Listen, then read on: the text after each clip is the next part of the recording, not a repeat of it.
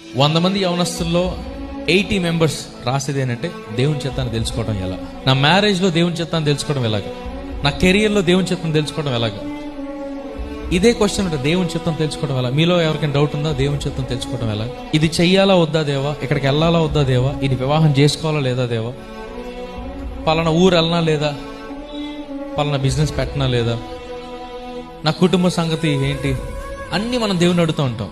కానీ ఇక్కడ సౌలుతో సమూయేలు చెప్పిన మాట ఏంటంటే, దేవుడు నీకు తోడై ఉన్నాడు కనుక నీకు మంచిదని తోచిన దానిని చేయము. అంటే దీని అర్థం ఏంటో చెప్పనా?